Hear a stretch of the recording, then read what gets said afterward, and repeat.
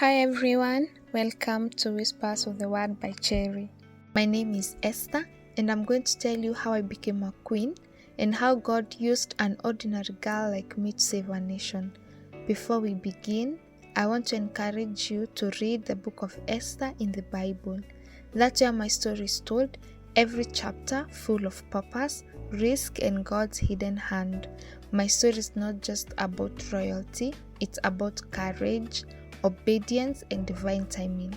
I lived during the reign of King Xerxes, the mighty ruler of Persian Empire, stretching from India to Kush. He reigned over 127 provinces and his palace was in a city called Susa.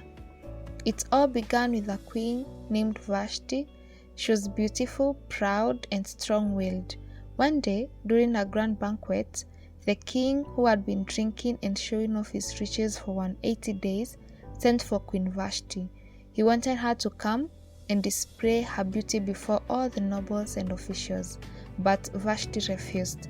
In a kingdom where a woman's voice was rarely heard, this was bold, maybe too bold.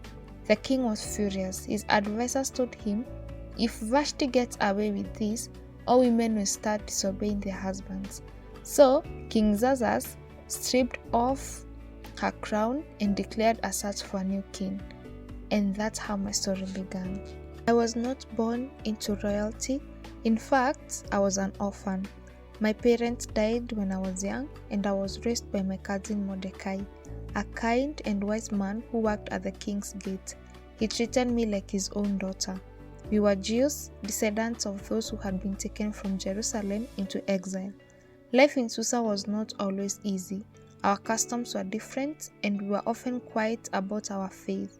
But Mordecai raised me with love, faith in God and strong sense of identity. Then one day, everything changed. News spread through the provinces. Let every beautiful young virgin be brought to the palace. The king will choose a new queen. Mordecai told me to go. I was afraid. I didn't want to be taken. I was just a girl. I didn't belong in a palace. But I trusted Mordecai. And more than that, I trusted God. So I went, not knowing that I was walking straight into my destiny. I was taken into the king's harem, placed under the care of Higai, the man in charge of the women. He noticed me immediately and showed me kindness. He gave me the best food, 7 attendants, and the best place in the harem. For 12 months, we were prepared. 6 months with oil, 6 months with perfumes and cosmetics. I still remember the scents. They were sweet, almost holy. But I knew beauty alone wouldn't make a queen. I needed grace, wisdom, and favor, and only God could give me that. Mordecai told me not to reveal my identity as a Jew, and I obeyed. Not because I was ashamed, but because sometimes silence protects purpose. One by one, the girls were taken to the king's chambers. When the time came, I didn't ask for anything extra. I only took what Hegai advised. I wanted to be authentic. When I stood before the king, something happened. He looked at me, not just my face, but deeper. I can't explain it, but I saw kindness in his eyes, and I felt peace that only God can give. That day, he placed a crown on my head, and just like that, I, Esther, a Jewish orphan girl, became Queen of Persia. Life in the palace moved quickly. I had new clothes, a crown, servants, but my heart still belonged to my people and to the God who had placed me there. Mordecai continued to sit at the king's gate, watching over me from a distance. He never stopped being my protector. One day, Mordecai overheard something, a secret conversation between 2 of the king's officers. Their names were Bigthana and Teresh, and they were planning to assassinate the king. Mordecai told me immediately, and I reported it to the king, giving full credit to Mordecai.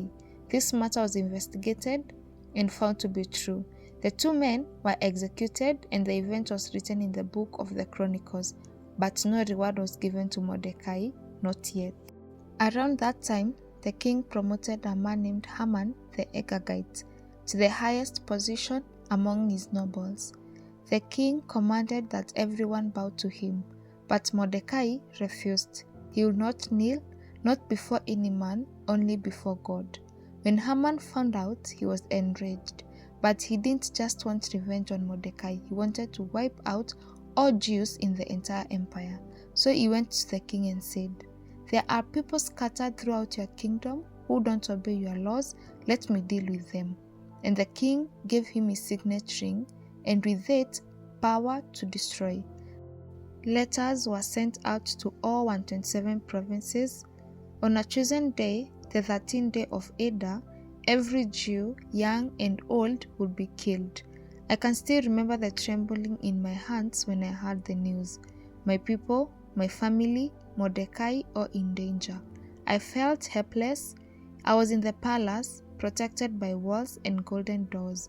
But how could I sit on a throne while my people were marked for death?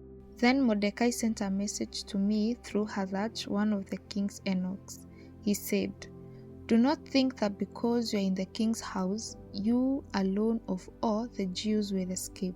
If you remain silent at this time, relief and deliverance will arise from another place. But who knows if you have come to the kingdom for such a time as this?"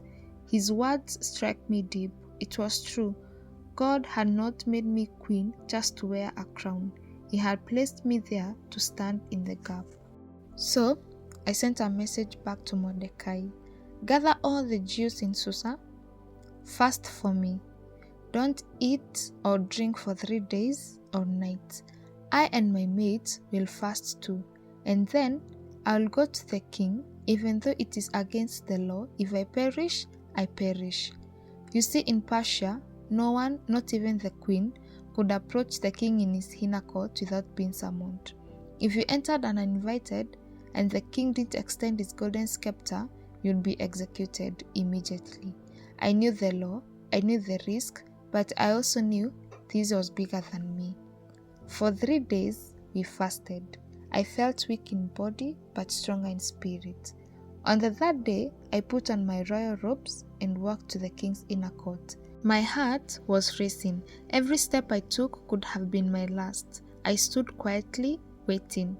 The king was on his throne. He looked up, his eyes met mine, and then he extended his golden scepter. I exhaled. I stepped forward and touched the tip of the scepter. The king smiled and said, "What is it, Queen Esther? Even up to half the kingdom, it shall be given to you." I had favor, not just from the king, but from God. But I didn't make my request yet. Instead, I said, "If it pleases the king, let the king and Haman come to a banquet I have prepared for you." That was just the beginning. At the banquet, the king asked again, "What is your request, Esther? Up to half the kingdom?" But I waited again. I said, "If it pleases the king, let the king and Haman come to another banquet tomorrow, then I will answer."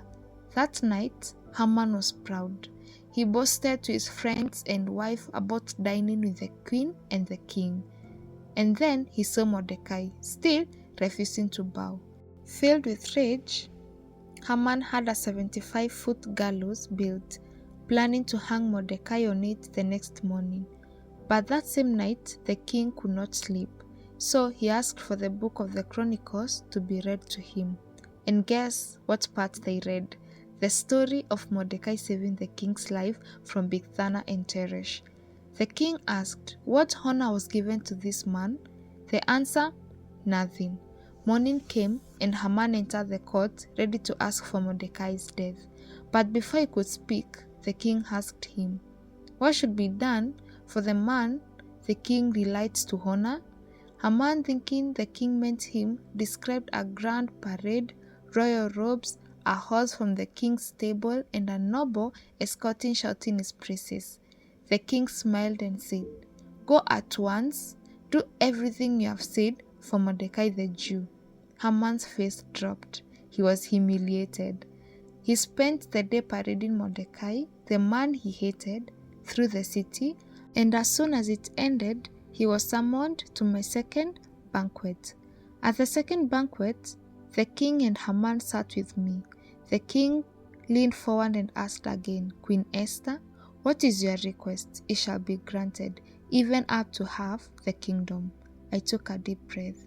And then I spoke words I'd rehearsed in prayer, words that could have cost me everything. If I have found favor in your eyes, O King, grant me my life and the lives of my people, for we have been sold to be destroyed and killed. The king was stunned. Who is he? Where is the man who was there to do such a thing? I turned and pointed. The enemy is this vile Haman. The room froze. The king rose in fury and walked out into the palace garden. Haman, realizing his fate, fell on the couch where I was reclining, begging for his life. Just then, the king walked back in and saw Haman close to me. Will he even assault the queen while she is with me in the house? He shouted. Immediately, the guards covered Haman's face. Then, one of the eunuchs spoke. There's a gallows 75 feet tall standing by Haman's house. He had built it for Mordecai. The king commanded, hang him on it, and so the very trap Haman built for another became his own end. The same day, the king gave me Haman's estate, and I placed Mordecai over it. I revealed to the king that Mordecai was my cousin, and he honored him with a royal signet ring, the same ring he had once given to Haman. But the decree to kill the Jews still stood, and it had been sealed by the king's authority and could not be revoked. So I pleaded again with the king, falling at his feet, weeping, Please, let another decree be issued to protect my people. And the king granted it. Mordecai wrote a new decree that on the day our enemies planned to destroy us, the Jews were now given the right to defend themselves, to protect their families, and to fight for their lives. The letters were sent out with urgency, and joy spread across the provinces. God had turned fear into faith, sorrow into celebration. On the 13th day of Adar, the enemies of the Jews attacked, but we stood strong. God gave us victory. Mordecai became second in rank to the king. He was respected and honored across the empire. And from that day, the Jewish people celebrate Purim, a yearly festival to remember how God had turned our mourning into joy, our tears into laughter. We gave gifts to the poor, we feasted, we danced, and we remembered God is always working, even when His name is not spoken. I never expected this life. I never expected to be a queen, to stand between life and death for my people, to see God's hand move behind palace curtains and royal decrees. But now I know God places us exactly where we need to be, not for comfort, but for calling, not for crowns, but for courage. So if you ever find yourself in a place of fear, wondering why you are there, remember, who knows whether you have come to the kingdom for such a time as this. That is from the Book of Esther, chapter 4, verse 14. My name is Esther, and this is how I became a queen, saved a nation, and worked with God who writes destiny. If you are listening and watching to this story of Esther, as you have heard Esther's story, take a moment to read the full Book of Esther in your Bible. It's just 10 chapters and it will fill your heart with hope. Remember, you may feel hidden, but you are never forgotten. You may feel small, but you serve a mighty God. You may be afraid, but you were born for such a time as this. Let your life be available to God, and He will do more than you ask, think, or imagine. Stay encouraged, stay faithful, stay brave. Read the Book of Esther, then walk boldly in your calling. Thank you so much for listening and watching the Whispers of the Word by Cherry. Don't forget to subscribe, like, comment, and even share. Jesus loves you. Bye.